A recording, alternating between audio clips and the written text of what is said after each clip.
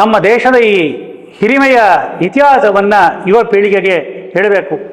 ಅಶೋಕ್ಜಿ ಅವರು ಉಲ್ಲೇಖ ಮಾಡದೆ ರಾಮ ಜನ್ಮಭೂಮಿ ಉಲ್ಲೇಖ ಮಾಡಲಿಕ್ಕೆ ಆಗೋದಿಲ್ಲ. ಎಲ್ಲಿ ಅನ್ಯಾಯ, ಎಲ್ಲಿ ಅಧರ್ಮ ಇದೆಯಲ್ಲ ಅಲ್ಲಿ ನಾವು ಕೆಲಸ ಮಾಡಬೇಕು. ಇದೇ ನಮ್ಮ ಸಿದ್ಧಾಂತ. ರಾಮನಾಗಿ ನೀವು ರಾವಣನ ಸಂಹಾರವನ್ನು ಮಾಡಿದೀಯಾ, ಅದು ಬಹಳ ಮುಖ್ಯವಾಗಿರುವುದು. Communal violence bill. ಎಂತ ಒಂದು ಗರ್ಜನೆಯನ್ನು ಮಾಡಿದ್ರು ಅಂದ್ರೆ ಅಶೋಕ್ಜಿ, ಸರ್ಕಾರ ಹೆದರಿ ವಾಪಸ್ ತಗೊಳ್ಬೇಕಾಯ್ತು. ಮಳೆ ಸುರಿತಿರೋದು ಅಲ್ಲಿ, ಇವರು ಛತ್ರಿ ಹಿಡಿಯೋದು ಇಲ್ಲಿ. ವಿಶ್ವ ಪರಿಷತ್ತಿಗೆ ಬ್ಯಾನ್ ಆದಮೇಲೆ 2 ಪತ್ರಿಕಾಗೋಷ್ಠಿ ಆಯಿತು. ಆದಿಚುಂಚನಗಿರಿ ಸ್ವಾಮಿಗಳು, ಸುತ್ತೂರು ಸ್ವಾಮಿಗಳು ಅವರ ಹೃತ್ಪೂರ್ವಕವಾದ ಸಹಮತ ಸೂಚಿಸ್ತಾ ಇದ್ರು.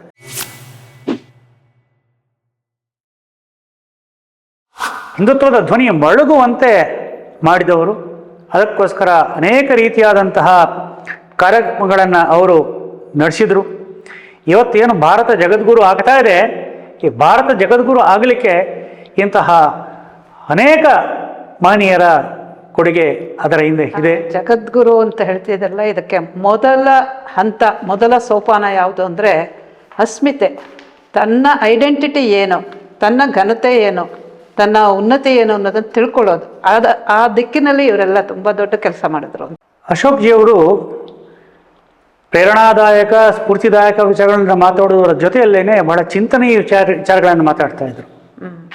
ಕಾರ್ಯಕರ್ತರಿಗೆ, ವಿಶೇಷವಾಗಿ ಪ್ರಚಾರಕರಿಗೆ ಪ್ರೇರಣೆ ಕೊಡಬೇಕಾದ್ರೆ ಹೇಳ್ತಾ ಇದ್ರು, ನೋಡ್ರಪ್ಪ, ಮನುಷ್ಯ ಅವರು ಅದನ್ನು ನಾನು ಹೇಳಿದೆ ಅಂತ ಹೇಳ್ತಿಲ್ಲ, ಅರವಿಂದ ಹೇಳಿದ್ದಾರೆ ಅಂಥೇಳಿ ಇದನ್ನು ಮತ್ತೆ ಉಲ್ಲೇಖ ಮಾಡ್ತಾರೆ ಈ ಮಾತನ್ನು. ಮಹರ್ಷಿ ಅರವಿಂದರು 1912ರಲ್ಲಿ ರವೀಂದ್ರನಾಥ ಟ್ಯಾಗೋರ್ಗೆ ಅವ್ರಿಗೆ ಕೇಳಿದ್ರಂತೆ, ಮನುಷ್ಯ ಅವನ ಜೀವನದಲ್ಲಿ ಏನು ಮಾಡಿದ್ದಾನೆ ಅಥವಾ ಏನಾಗಿದ್ದಾನೆ ಅನ್ನೋದಕ್ಕಿಂತ ಅವನು ಅಂತರಂಗದಲ್ಲಿ ಏನಾಗಿದ್ದಾನೆ, ಆಂತರಿಕವಾಗಿ ಏನಾಗಿದ್ದಾನೆ, ಅದು ಬಹಳ ಮುಖ್ಯ ಅಂತ ಹೇಳ್ತಿದ್ರಂತೆ. ಮತ್ತು ಅನೇಕ ಬಾರಿ ಇದ್ದಕ್ಕಿದ್ದಂತೆ ಅವರು ಬಹಳ ಆಧ್ಯಾತ್ಮಿಕ ವಿಚಾರಗಳನ್ನು ಮಾತಾಡ್ತಾ ಇದ್ರು. ಜಗತ್ತು ಹೇಗೆ ಸೃಷ್ಟಿ ಆಯಿತು, ಹೇಗೆ ಬಂತು, ಸೃಷ್ಟಿಕರ್ತ ಯಾರು, ದೇಹ ಯಾವುದು, ನಾವು ಹೇಗೆ ಹುಟ್ಟಿದ್ದೀವಿ, ಇವೆಲ್ಲವೂ ಕೂಡ ಹೇಳಿ ಅವ್ರು ಹೇಳ್ತಾ ಇದ್ರು. ನಾವು ಯಾರು, ಏನು, ಇವೆಲ್ಲವನ್ನೂ ಕೂಡ ಅಶೋಕ್ಜಿಯವರಿಗೆ ಮೊದಲಿಂದಲೂ ಕೂಡ ಸಂತ ಶ್ರದ್ಧೆ. ಯಾಕಂದರೆ ಮನೆಗೆ ತುಂಬ ಜನ ಸಾಧು ಸಂತರು ಬರ್ತಿದ್ರು, ಅವ್ರ ತಾಯಿಯವ್ರ ಸೇವೆ ಮಾಡಿ ಅಂತ ಹೇಳ್ತಾ ಇದ್ರು. ಅದರಿಂದ ಅವರು ಏನು ಮಾತಾಡಿದ್ರು ಕೂಡ ಋಷಿ ಮುನಿ ಸಂತ ಇಲ್ಲದೆ ಅವ್ರ ಮಾತಿರ್ತಿರ್ಲಿಲ್ಲ. ಯಾಕಂದರೆ ಈ ದೇಶದ ಜೀವಾಳ, ದೇಶದ ಬೆನ್ನೆಲುಬು. ಅವ್ರು ಹೇಳ್ತಾ ಇದ್ರು, ಎಲ್ಲ ಪ್ರಶ್ನೆಗಳನ್ನು ಹಾಕಿ ಅವ್ರು ಹೇಳ್ತಾ ಇದ್ರು, ಇದೆಲ್ಲಕ್ಕೂ ಉತ್ತರ ಕಂಡುಹಿಡಲಿಕ್ಕೆ ಭಾರತದ ಋಷಿಮುನಿಗಳು ಪ್ರಯತ್ನ ಮಾಡಿದ್ದಾರೆ. ಇದಕ್ಕೋಸ್ಕರ ಅವರು ಆಗಾಗ ಸಾಧು ಸಂತರ ಜೊತೆಯಲ್ಲಿ ಚರ್ಚೆ ಮಾಡ್ತಿದ್ರು. ಅವ್ರು ಹೇಳ್ತಾ ಇದ್ರು, ನಮ್ಮ ಋಷಿಗಳು, ನಮ್ಮ ಸಂತರು ತಮ್ಮ ಶ್ರೇಷ್ಠವಾದಂಥ ಚಾರಿತ್ರ್ಯ, ತ್ಯಾಗ, ತಪಸ್ಸು ಅನ್ನುವಂಥ ಮೂಲಕ ಇವುಗಳನ್ನ ತಿಳಿದುಕೊಂಡಿದ್ದು ಮಾತ್ರ ಅಲ್ಲ, ಅನುಭೂತಿ ಆದ ಮೇಲೆ ನಮ್ಮ ಮುಂದೆ ಇಟ್ಟಿದ್ದಾರೆ. ನಮಗೆ ಇದು ಬಹಳ ಮುಖ್ಯವಾಗಿರುವಂಥದ್ದು. ಈ ಅಲೆಮಾರಿ ಜಗತ್ತಿಗೆ ಸರಿಯಾಗಿ ಶಾಂತಿ ಸಿಗಬೇಕಾದ್ರೆ ಇದರಿಂದಲೇ ಸಾಧ್ಯ ಅಂಥೇಳಿ, ಹೀಗೆ ಅವರ ಚಿಂತನೆ ಬಹಳ ಗಹನವಾಗಿ, ಗಂಭೀರವಾಗಿ ಇರ್ತಾ ಇತ್ತು. ಮತ್ತು ತಮ್ಮ ಭೇಟಿಗೆ ಬಂದಂಥ ಯುವಕರ ಜೊತೆ ಏನು ಮಾತಾಡ್ತಿದ್ರು ಅಶೋಕ್ಜಿ, ಅವ್ರು ಹೇಳ್ತಾ ಇದ್ರು, ನೋಡಿ, ನಮ್ಮ ದೇಶ ಸಾಮಾನ್ಯ ದೇಶ ಅಲ್ಲ. ಜ್ಞಾನಗಂಗೆ ಅನ್ನುವಂಥ ಭಾರತದ ನಕ್ಷತ್ರ ಪುಂಜ ಇಡೀ ಜಗತ್ತನ್ನೇ ಬೆಳಗ್ತಾ ಇತ್ತು. ಮತ್ತೆ ಬೆಳಗ್ತದೆ ಇಡೀ ಜಗತ್ತನ್ನು ಭಾರತ. ಅವ್ರು ಹೇಳ್ತಾರೆ, ಭಾರತ ಭೂಮಿ ಜಗತ್ತಿಗೆ ದಿಗ್ದರ್ಶನ ಮಾಡ್ತಾ ಇತ್ತು, ಮತ್ತೆ ಮಾಡ್ತದೆ ಭಾರತ. ಎಲ್ಲ ಕಡೆಯಿಂದ ಶಿಕ್ಷಣ ಪಡೆಯಲಿಕ್ಕೆ ವಿದ್ಯಾರ್ಥಿಗಳಲ್ಲಿ ಬರ್ತಾ ಇದ್ರು. ಏತದ್ದೇಶ ಪ್ರಸೂತಸ್ಯ ಸಕಾಶಾದಗ್ರ ಜನ್ಮನಃ ಸ್ವಂ ಚರಿತ್ರಂ ಶಿಕ್ಷೇರನ್ ಪೃಥಿವ್ಯಾಂ ಸರ್ವಮಾನವ. ಈ ಮಾತುಗಳನ್ನು ಹೇಳಿ ಪ್ರೇರಣೆ ಮಾಡ್ತಾ ಇದ್ರು. ಹೇಳ್ತಿದ್ರು, ಭಾರತ ಶತಶತಮಾನಗಳಿಂದ ಜ್ಞಾನ, ವಿಜ್ಞಾನ, ಧಾರ್ಮಿಕ ಶಿಕ್ಷಣ, ಕಲೆ, ಸಾಹಿತ್ಯ, ಶೌರ್ಯ, ತೇಜ, ಪರಾಕ್ರಮ ಎಲ್ಲದರಲ್ಲಿಯೂ ಕೂಡ ಅಗ್ರಸ್ಥಾನದಲ್ಲಿ ಇತ್ತು. ಈ ಭಾರತವನ್ನು ನಾವು ಸದಾ ಪೂಜಿಸಬೇಕು, ಸದಾ ಆರಾಧನೆಯನ್ನು ಮಾಡಬೇಕು. ಇಲ್ಲಿಯ ಒಂದು ಇತಿಹಾಸವನ್ನು, ಇಲ್ಲಿಯ ವೈಭವವನ್ನು ಮರೆಸಲಿಕ್ಕೋಸ್ಕರ ವಿದೇಶಿ ಆಡಳಿತಗಾರರು ಉದ್ದೇಶದ ಪೂರ್ವಕವಾಗಿ ಪಿತೂರಿ ಮಾಡಿದ್ರು. ಇದರಿಂದ ಹಿಂದೂ ಸಮಾಜ ತನ್ನ ಅಸ್ಮಿತೆಯನ್ನು ಮರೆತೋಯಿತು, ನಿರ್ಲಕ್ಷ್ಯಕ್ಕೆ ಬಲಿಯಾಯಿತು. ನಾವು ಇವತ್ತಿನ ದಿವಸ ಮತ್ತೆ ನಮ್ಮ ದೇಶದ ಈ ಹಿರಿಮೆಯ ಇತಿಹಾಸವನ್ನು ಯುವ ಪೀಳಿಗೆಗೆ ಹೇಳಬೇಕು. ನಮ್ಮ ಗೌರವಶಾಲಿ ಮೌಲ್ಯಗಳನ್ನು ಬೋಧಿಸಬೇಕು. ಪ್ರಾಚೀನ ಋಷಿಗಳು ಅನ್ವೇಷಣೆ ಮಾಡಿದಂಥ ಜ್ಞಾನವನ್ನು ಇವತ್ತಿನ ಸಂದರ್ಭಕ್ಕೆ ಅನುಗುಣವಾಗಿ ನಾವು ಮತ್ತೆ ಕೊಡಬೇಕು ಅಂಥೇಳಿ ಅವರು ಪ್ರೇರಣೆಯನ್ನು ನೀಡ್ತಾ ಇದ್ದರು. ಇನ್ನು ಇವೆಲ್ಲದರ ಜೊತೆಯಲ್ಲೇನೆ ರಾಮ ಜನ್ಮಭೂಮಿಯ ಆಂದೋಲನ ಪ್ರಾರಂಭವಾಯಿತು. ಪ್ರಾರಂಭ ಆಯ್ತು. ಕಳೆದ ಬಾರಿಯೂ ಹೇಳಿದ್ದೆ, ಅಶೋಕ್ಜಿ ಅವರು ಉಲ್ಲೇಖ ಮಾಡದೆ ರಾಮ ಜನ್ಮಭೂಮಿ ಉಲ್ಲೇಖ ಮಾಡಲಿಕ್ಕೆ ಆಗೋದಿಲ್ಲ. ಅಶೋಕ್ಜಿಯನ್ನು ಉಲ್ಲೇಖ ಮಾಡಬೇಕಾದ್ರೆ ರಾಮ ಜನ್ಮಭೂಮಿ ಉಲ್ಲೇಖವನ್ನು ಮಾಡಬೇಕು. ಹೀಗೆ ತಳುಕು ಹಾಕಿಕೊಂಡಿರುವಂಥದ್ದು ರಾಮ ಜನ್ಮಭೂಮಿ ಮತ್ತು ಅಶೋಕ್ಜಿ ಇವೆರಡೂ ಕೂಡ. ಮತ್ತು ಅದೇ ಸಮಯಕ್ಕೆ ಭಗವಂತನ ಕೃಪೆಯಂತೆ ಎಲ್ಲ ಕಡೆಯಲ್ಲಿಯೂ ಕೂಡ ಹಿಂದುತ್ವದ ವಾತಾವರಣ ಮೊಳಗಲಿಕ್ಕೆ ಪ್ರಾರಂಭವಾಗಿತ್ತು. ಮೀನಾಕ್ಷಿಪುರದ ಮತಾಂತರದ ನಂತರ, ರಾಮ ಜನ್ಮಭೂಮಿಯ ಹೋರಾಟದ ನಂತರ, ಆ 90ರ ದಶಕ ಹತ್ತಿರಕ್ಕೆ ಬರುವಾಗ ಭಾರತದ ಇತಿಹಾಸ ತಿರುವಿನಲ್ಲಿ ಇತ್ತು. ಎಲ್ಲ ಕಡೆಯಿಂದಲೂ ಕೂಡ ಅದ್ಭುತವಾದಂಥ ಒಂದು ಗರ್ಜನೆ ಮೊಳಗಲಿಕ್ಕೆ ಪ್ರಾರಂಭ ಆಯಿತು. ಆ ಸಮಯದಿಂದ ಶುರುವಾಯಿತು. ಗರ್ವ್ ಸೆ ಕಹೋ ಹಮ್ ಹಿಂದೂ ಹೈ ಅನ್ನುವಂಥ ಗರ್ಜನೆ, ಘೋಷಣೆ ಹೆಮ್ಮೆಯಿಂದ ಮೊಳಗಲಿಕ್ಕೆ ಪ್ರಾರಂಭವಾಯಿತು.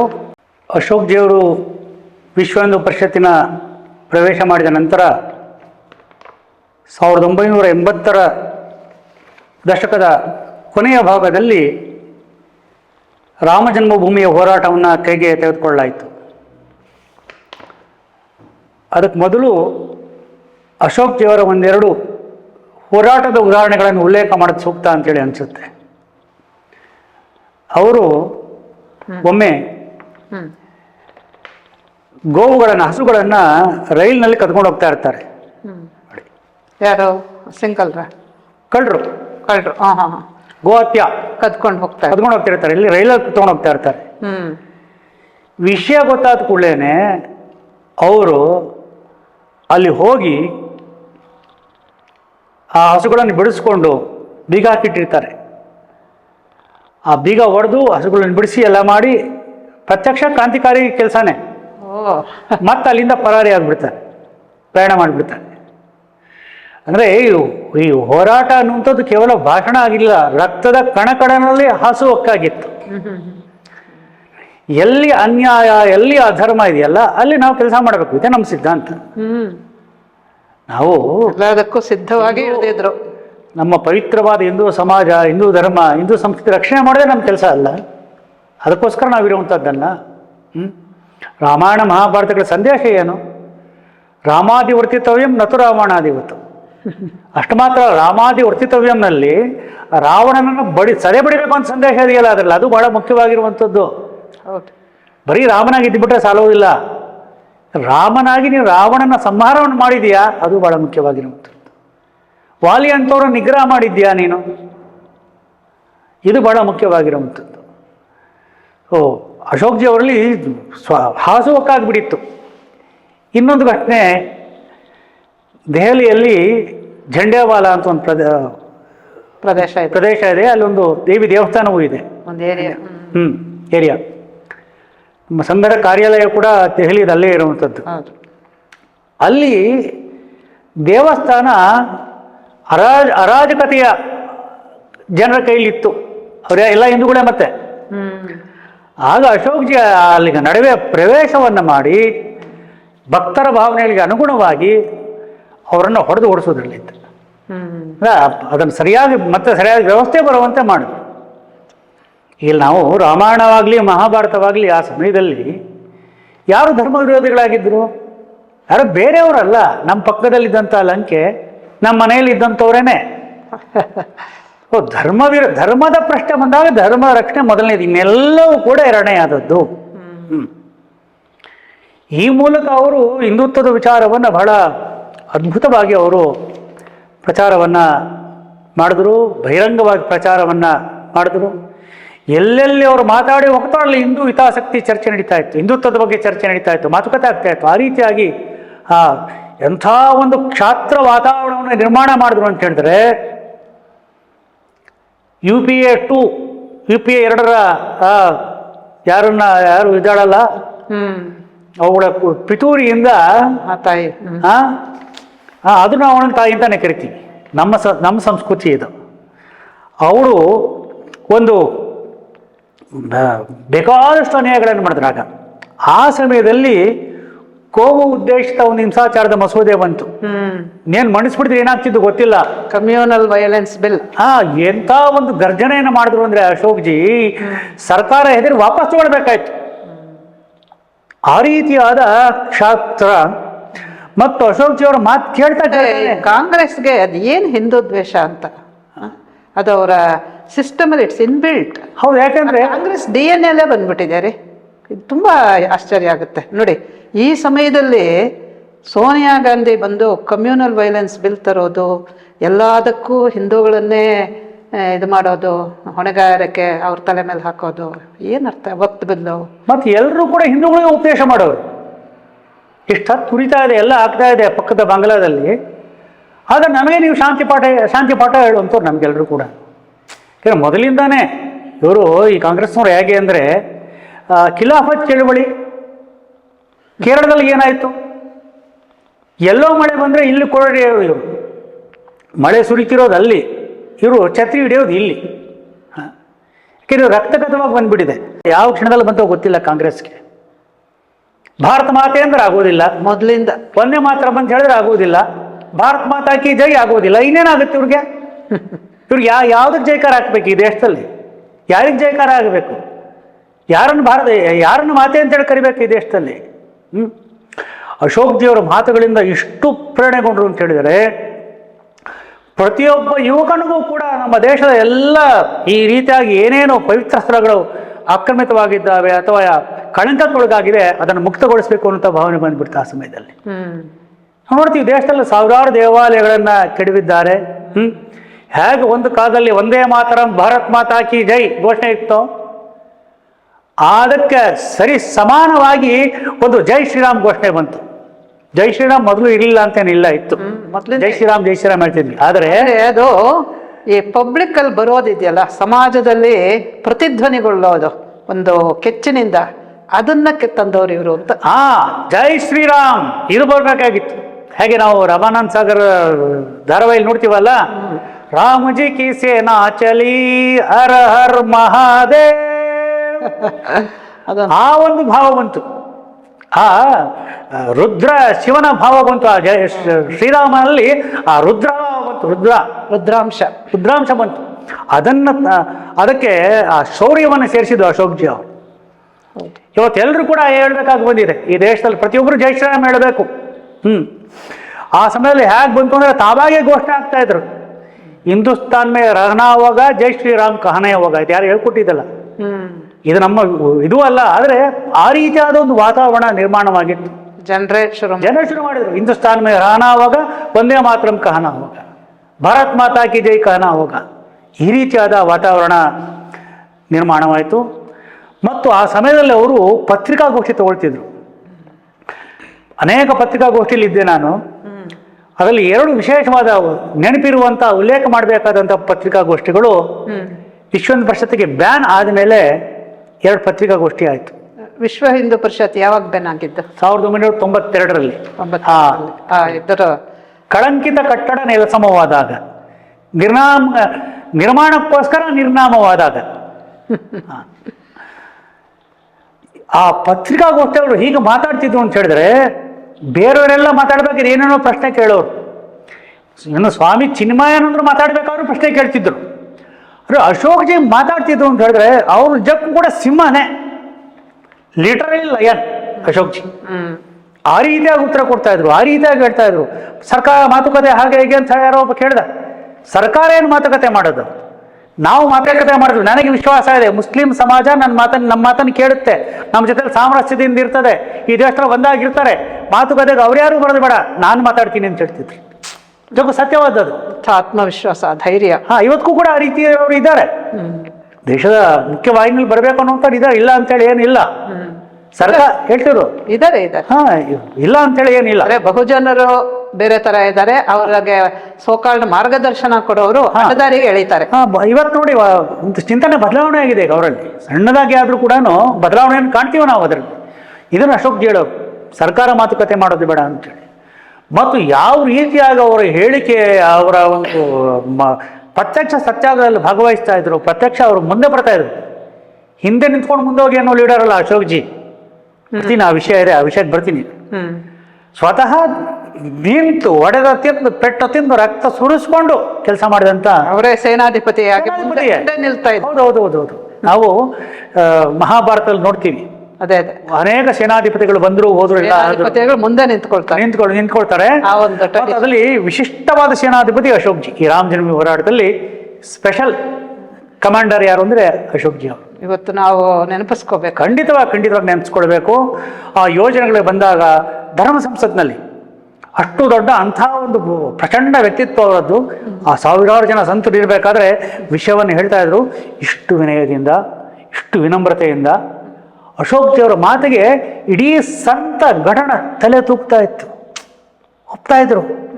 ಮಹಂತ ಅವೈದ್ಯನಾಥ್ ಯಾರ ಕರಕಮಲ ಸಂಜಾತರೋ, ಆ ಕರಕಮಲ ಸಂಜಾತರು ಯಾರು? ಇವತ್ತಿನ ಯೋಗಿ ಆದಿತ್ಯನಾಥರು. ಅವರ ಅವೈದ್ಯನಾಥರ ಮಾನಸ ಸೃಷ್ಟಿ ಯೋಗಿ ಆದಿತ್ಯನಾಥರು. ಮಹಂತ ಅವೈದ್ಯನಾಥರು ಅಂತ ಹೇಳಿದ್ರೆ ಇನ್ನೊಂದು ಸಿಂಹ. ಅವ್ರು ಎದ್ದು ನಿಂತ್ಕೊಂಡ್ರೆ ಸಿಂಹ ಎದ್ದು ನಿಂತಂಗೆ ಆಗ್ತಿತ್ತು. ಆ ರೀತಿಯಾಗಿ ಮಾಡಕ್ತಾ ಇದ್ರು, ಆ ರೀತಿಯಾಗಿ ಅವರು ಮಾತಾಡ್ತಾ ಇದ್ರು. ಗುರುವಿಗೆ ತಕ್ಕ ಶಿಷ್ಯ ಇವಾಗ. ಖಂಡಿತ ಪೂರ್ತಿ ನನ್ನ ದೃಷ್ಟಿಯಲ್ಲಿ ಅವೈದ್ಯನಾಥರೇ ಇನ್ನೊಂದು ರೀತಿಯಲ್ಲಿ ಆವೇಶಿತರಾಗಿಬಿಟ್ಟಿದ್ದಾರೆ ಅವರಲ್ಲಿ. ಅದೇ ಯೋಗಿಯ ವ್ಯಕ್ತಿಗತ ವ್ಯಕ್ತಿತ್ವ ಅಲ್ಲ, ಆ ಗುರುವೇ ಅಲ್ಲಿ ಇನ್ನೊಂದು ರೀತಿಯಲ್ಲಿ ಅವತರಿಸಿ ಬಂದಿದ್ದ. ಏನು ಅದ್ಭುತ ವ್ಯಕ್ತಿ. ಖಂಡಿತವಾಗಿ ಒಬ್ಬ ಸಂತನಾಗಿ ಇಂಥ ಒಂದು ಕಟ್ಟರ ಆಡಳಿತಗಾರ. ಯಾವ ಟ್ರೈನಿಂಗ್ ರೀ ಅವ್ರಿಗೆಲ್ಲ? ಅವ್ರೇನು ಹಾರ್ವರ್ಡ್ಗೆ ಹೋಗಿದ್ರ, ಕೇಂಬ್ರಿಡ್ಜ್ಗೆ ಹೋಗಿದ್ರ? ಮಠದಲ್ಲಿ ಅವೈದ್ಯನಾಥರ ತರಬೇತಿ ನಮ್ ಜನಕ್ಕೆ ಗೊತ್ತಾಗ್ಬೇಕು. ಯಾರು ಎಲ್ಲಿ ಹುಟ್ಟದೆ ಸಂಸ್ಕಾರವನ್ನು ಪಡೆದ್ರೆ ಯಾವ ರೀತಿ ರಾಜ್ಯ ಮಾಡಬಹುದು ಅಂತ. ನಿಜಕ್ಕೂ ಕೂಡ ಒಂದು ಮಠ ಏನ್ ಮಾಡ್ಬೇಕು ಅನ್ನೋದಕ್ಕೆ ಆದರ್ಶ ಅವರು. ಸಮಾಜದ, ದೇಶದ ರಕ್ಷಣೆಗೆ ಮಠ ಮಂದಿರಗಳಿರುವಂಥದ್ದು, ಇನ್ಯಾವುದಕ್ಕೂ ಅಲ್ಲ. ಮುಖ್ಯವಾಗಿ ದೇಶ, ಧರ್ಮ, ಸಮಾಜದ ರಕ್ಷಣೆಗಿದೆ ಮಠಗಳ ಉದ್ದೇಶ. ಇದನ್ನ ಅವೈದ್ಯನಾಥರು, ಸಂತ ವಾಮದೇವಾನಂದಜಿ, ಪರಮಾನಂದ ಸ್ವಾಮಿಗಳು, ಆಮೇಲೆ ಹರಿದ್ವಾರದ ಭಾರತ ಮಾತಾ ಮಂದಿರದ ನಿರ್ಮಾತೃ ಸತ್ಯಮಿತ್ರಾನಂದಗಿರಿ. ನೀವು ವಿವರಗಳು ತೆಗೆದು ಅವ್ರ ಬಗ್ಗೆ ಒಂದು ಸಂಚಿಕೆ ಮಾಡಬೇಕು. ಸತ್ಯಮಿತ್ರಾನಂದಗಿರಿ ಅಂತ ಹೇಳಿದ್ರೆ ಇಡೀ ಒಂದು ಸಂತ ಸಮೂಹದಲ್ಲಿ ಹಿಮಾಲಯದ ತುದಿ ಗೌರಿಶಂಕರ ಅವರು. ಇಂಥ ಒಂದು ಮಹಾನ್ ವ್ಯಕ್ತಿ ಅಂದರೆ ಶಂಕರಾಚಾರ್ಯರ ಪೀಠವನ್ನ ಭಾರತ ಮಾತೆಗೋಸ್ಕರ ಕೆಲಸ ಮಾಡಬೇಕು ಅಂತೇಳಿ ತ್ಯಾಗ ಮಾಡಿ ಮೊಟ್ಟ ಮೊದಲಿಗೆ ಹರಿದ್ವಾರದಲ್ಲಿ ಭಾರತ ಮಾತಾ ಮಂದಿರವನ್ನ ಈಗ 50 ವರ್ಷದ ಹಿಂದೆ ನಿರ್ಮಾಣ ಮಾಡಿದ್ರು ನೋಡಿ. ಆಗಿನ ದಿನಗಳಲ್ಲಿ 7 ಅಂತಸ್ತಿನ ಕಟ್ಟಡ ಕಟ್ಟಿ 7 ಒಂದು ಲಿಫ್ಟ್ ಮಾಡಿ ಮೇಲಕ್ಕೆ ಹೋಗಬೇಕು.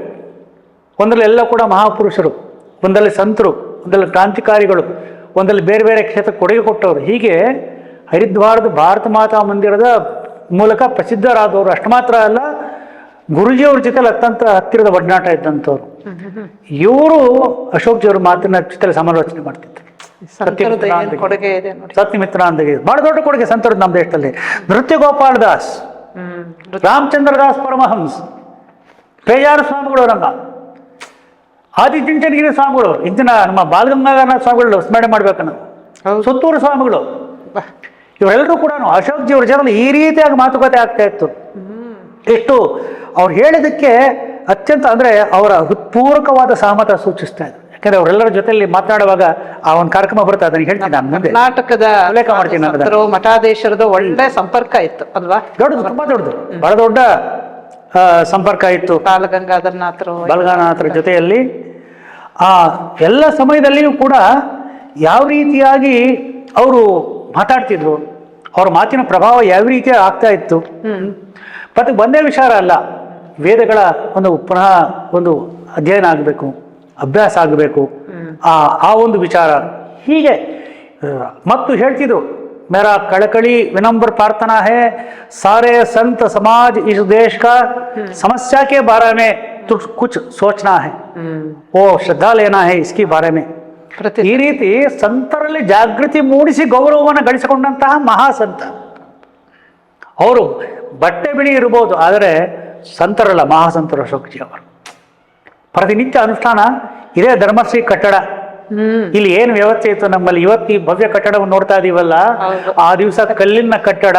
ನಾನು ಕೆಳಗಿನ ಕೋಣೆಯಲ್ಲಿ ಇರ್ತಾ ಇದ್ದೆ, ಅವ್ರ ಮೇಲೆ ಇರೋರು ನಮ್ಮ ಸಣ್ಣ ಅಡಿಗೆ ಮನೆ, ಪಕ್ಕದ ಒಂದು ಕೋಣೆ, ಮಂಚ ಹೇಗಿತ್ತು ಅಂತ ಹೇಳಿದ್ರೆ ಮಲಗಿದ್ರೆ ಆ ಕಡೆ ಈ ಕಡೆ ಅಲ್ಲಾಡ್ತಾ ಇತ್ತು, ಆ ಮಂಚದಲ್ಲಿ ಮಲಗ್ತಾ ಇದ್ರು. ಬೆಂಗಳೂರಿಗೆ ಬಂದಾಗ ಇಲ್ಲಿ ಇರ್ತಿದ್ರು. ಇವತ್ತು ನೋಡಿ 100 ಬಾರಿ ಬಂದಿದ್ದಾರೆ ಇಲ್ಲಿಗೆ. ಅಷ್ಟು ಮಾತ್ರ ಅಲ್ಲ, ಅವ್ರಿಗೆ ಅಂಥ ಒಂದು ರಾಜವೈಭವ ಸಿಗ್ತಾ ಇತ್ತು ಎಲ್ಲ ಕಡೆಯಲ್ಲೂ ಕೂಡ. ನಮ್ಮ ಕಾರ್ಯಾಲಯದಲ್ಲಿ ಹೇಗಿತ್ತು, ಅವರು ನಮ್ಮ ಪ್ರಧಾನ ಕಾರ್ಯದರ್ಶಿ ಅಲ್ವಾ, ಬಕೀಟ್ನಲ್ಲಿ ಇಂಬರ್ಷನ್ ಕಾಯಲಾಕಿ ಬಿಸಿನೀರು ಕಾಯಿಸ್ಕೊಳ್ಳೋರು ಅವರು. ಅವಾಗ ಅಷ್ಟೇ. ಹಾಂ, ಅಂದರೆ ಯಾವ ರೀತಿಯಾಗಿರ್ತಾರೆ ಮಹಾತ್ಮರು ಅನ್ನಲಿಕ್ಕೆ ಜ್ವಲಂತ ಉದಾಹರಣೆ ಅಶೋಕ್ ಜಿ ಅವರು. ಅವರು ಆದರ್ಶ ಯಾರು ಅಂತ ಹೇಳಿದ್ರೆ ಗುರುಜಿಯವರ ಆದರ್ಶ. ಅವ್ರಿಗೆ ಒಂದ್ಸಲಿ ಸ್ವಲ್ಪ ವಿಶ್ರಾಂತಿ ಬೇಕು ಅಂತ ಕೇಳಿದ್ರಂತ ಅವ್ರಿಗೆ. ಯಾರು? ಅಶೋಕ್ ಜಿಯವರು ವಿಶ್ರಾಂತಿ ತೊಗೊಳ್ಬೋದು, ನಾವು ಪ್ರಚಾರಕ್ಕೂ ಹಿಂಗೇನೋ ಕೇಳಿದ್ದಾರೆ. ಅದಕ್ಕೆ ಅವ್ರು ಗುರುಜಿಯವರು ಹೇಳಿದ್ರಂತೆ, ನೋಡಪ್ಪ ನಮಗೆ ವಿಶ್ರಾಂತಿ ಅಂತ್ಯಕ್ರಿಯೆ ಚಿತಾಗಾರದಲ್ಲಿ ಮಾತ್ರ. ಆ ರೀತಿಯಾಗಿ ಬದುಕಿದವರು ಅಶೋಕ್ ಜಿ. ಕಠೋರ ವ್ರತ ರೀ. ಅಂದರೆ ಯಾಕಂದರೆ ಅಖಂಡಾನಂದರಿಂದ ದೀಕ್ಷೆ ಪಡೆದವರು ಗುರುಜಿಯವರು. ವಿವೇಕಾನಂದರ ಗುರುಬಾಯಿ ಅಖಂಡಾನಂದರು ಅಂತ ಹೇಳಿದರೆ ಇದೆಲ್ಲವೂ ಕೂಡ ಅವರಲ್ಲಿ ಸೇರಿಕೊಂಡಿತ್ತು ಅಶೋಕ್ ಜಿಯವರಲ್ಲಿ. ಹೀಗೆ ಸಂತ ಜಾಗೃತಿ, ಇಡೀ ದೇಶದಲ್ಲಿ ಒಂದು ಸಂತ ಹೆದ್ದರೆಯನ್ನು ಎಬ್ಬಿಸಿದವರು. ಇಡೀ ಆ ಸಂತ ಶ್ರೇಷ್ಠ ರತ್ನಗಳನ್ನು ಒಂದು ಮಾಣೆಯಲ್ಲಿ ಪೂಜಿಸಿದವರು. ಹೇಗೆ ಭಗವಂತ ಹೇಳ್ತಾನೆ 7ನೇ ಅಧ್ಯಾಯದ 7ನೇ ಶ್ಲೋಕದಲ್ಲಿ, ಸೂತ್ರೇ ಮಣಿಗಣ ಇವ. ಆ ರೀತಿ ವೇದಿಕೆಯಲ್ಲಿ ಸಂತರು ಕಾಣೋರು ಹೀಗೆ. ಆದರೆ ಸಂತರನ್ನು ಜೋಡಿಸಿರುವಂಥ ಒಳಗಿರೋ ಸೂತ್ರ ಯಾವುದು? ಅಶೋಕ್ ಜಿ. ಅಶೋಕ್ ಜಿ ಇವರು 3 ಶಿಲಾನ್ಯಾಸಗಳಲ್ಲಿಯೂ ಕೂಡ 3 ಕಾರಸೇವೆಯಲ್ಲಿಯೂ ಕೂಡ ಅದ್ಭುತ ಪಾತ್ರವನ್ನು ನಿರ್ವಹಿಸಿದರು. ಸಂಕ್ಷಿಪ್ತವಾಗಿ ಹೇಳುವುದಾದರೆ 1989ರ ಜನ್ಮಭೂಮಿಯ ಹೋರಾಟದ ಮೊದಲ ಮಜಲು ಅಂತ ಹೇಳ್ಬೋದು. ಅದನ್ನು ಶಿಲಾನ್ಯಾಸ ಆಯ್ತಲ್ಲ, ನವೆಂಬರ್ 9, 10 ಅದೇ ದಿವಸವೇ ಜರ್ಮನಿಯ ಬರ್ಲಿನ್ ಗೋಡೆಯೂ ಬಿದ್ದೋಯ್ತು. ಇಲ್ಲಿ ಶಿಲಾನ್ಯಾಸ ಆಗ್ತಾ ಇದೆ, ಅಲ್ಲಿ ಆ 2 ಜರ್ಮನಿಯೂ ಕೂಡ ಒಂದಾಗಿ ಹೋಯಿತು. ಆ ಸಮಯದಲ್ಲಿ ಅಶೋಕ್ ಜಿಯವರ ಪಾತ್ರ ಭಾಳ ಮುಖ್ಯವಾದದ್ದು. ಯಾಕೆಂದರೆ ಆಗಿನ್ನೂ ಕೂಡ ಪ್ರಾರಂಭ, ಒಂದು ರೀತಿಯಾದಂಥ ಟ್ರಯಲ್ ಆ್ಯಂಡ್ ಎರರ್ ಅಂತಾರಲ್ಲ, ಆ ರೀತಿಯಾದಂತಹ ಒಂದು ಪ್ರಯತ್ನವನ್ನು ಮಾಡಿದೆ 89ರಲ್ಲಿ. ಅಂದರೆ ಜನ ಹೇಗೆ ಸ್ಪಂದನ ಮಾಡ್ತಾರೆ, ಅದುವರೆಗೂ ವಿಶ್ವ ಹಿಂದೂ ಪರಿಷತ್ತು ಈ ರೀತಿಯಾದ ದೊಡ್ಡ ಆಂದೋಲನ ಕೈಗೆ ತಗೊಂಡಿರಲಿಲ್ಲ. ಫಸ್ಟ್ ಅದು ನೋಡೋಣ, ಹಳ್ಳಿಯಿಂದ ಶಿಲಾಪೂಜೆ, ರಾಮ ಮಂದಿರಕ್ಕೆ ಪ್ರತಿಯೊಬ್ಬನು ಕೂಡ $1.25 ಫೋನ್ ಕೊಡಬೇಕು. ಆಗಿನಿಂದಲೇ ನಾವು ಸಂಗ್ರಹ ಮಾಡಿದ್ವಿ, ಸ್ಟಾಂಪ್ ರೀತಿಯದ್ದು ಟೋಕನ್ ಮಾಡಿದ್ವಿ, ಕೂಪನ್ನು. ಅದನ್ನು $1.25 ಕೊಡಬೇಕು. $1.25 ಅವಾಗ ನಾಲ್ಕಾಣೆ ಚಲಾವಣೆಯಲ್ಲಿ ಇತ್ತು, ಅದರಿಂದ ಇವಾಗಿಲ್ಲ. 8 ಕೋಟಿ ಸಂಗ್ರಹ ಆಯ್ತು ಇಡೀ ದೇಶದಲ್ಲಿ, $1.25 ಕೋಟಿ ಥರ.